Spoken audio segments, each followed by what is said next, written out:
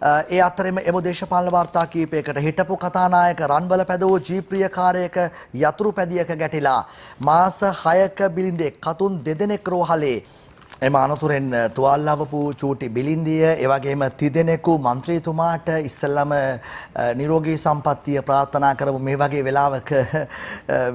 වෙලාවක වෙන ඇක්සිඩන්ට් එකක් වුණා නම් අර ෆේක් account මල්ලිලා ප්‍රාර්ථනා කරන්නේ නිදුක් සුව නෙමෙයි නිවන් සුව තමයි සාමාන්‍යයෙන් ප්‍රාර්ථනා කරන්නේ අපි එහෙම නැහැ අපි කරන්නේ නිදුක් සුව තමයි ප්‍රාර්ථනා කරන්නේ මේ മന്ത്രിතුමා වාහනය डिग्री सर्टिफिकेट එක තිබුණේ නැහැ නේද? डिग्री सर्टिफिकेट එක තිබුණේ නැහැ නේ ෂුවර් නේ. ඩ්‍රයිවිං सर्टिफिकेट එක තුනනේ. ඒක ඔරිජිනල්ද? ඩ්‍රයිවිං सर्टिफिकेट එක හරිනේ. අරක තිබුණේ නැහැ නේද? මාලි මාණ්ඩුවේ මුලින්ම හැවේ එයා තමයි රංගවල ශූරීන්. වල් පැලයවලගෙන ආපු මල් පැලට වෙච්ච දේ අන්න එතන තමයි කුච්චන් එකයි නිවුස් එකයි දෙකම තියෙන්නේ. മന്ത്രിතුමාගේ බෙරිඳ මේ අශෝක සපුමල් කතාවස්තුව.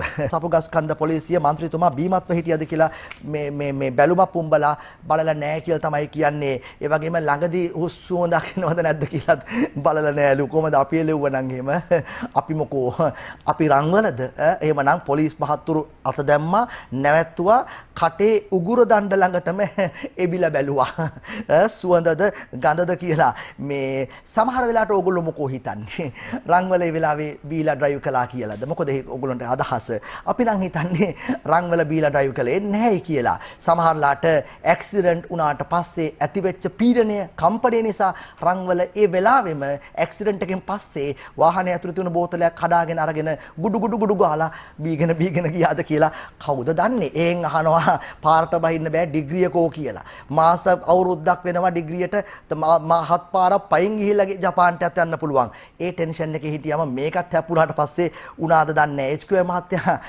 බිව් එක නම් කමක් නැහැ පැත්තකින් තියන්නකෝ. ඩ්‍රයිවිං ලයිසන් එක චෙක් කරාද? ඉන්ෂුරන්ස් එක, ආදායම් බලපත්‍රය, දුම් සහතිකය ඒවා ෆේක්ද කියලා චෙක් කරාද? රටේ උත්තරීතරම ආයතනයේට වසේඩයකේ සහතිකය දුන්න මිනිස්සයා ඔය තුන චෙක් කරන්න. තුන නෙමෙයි හතර.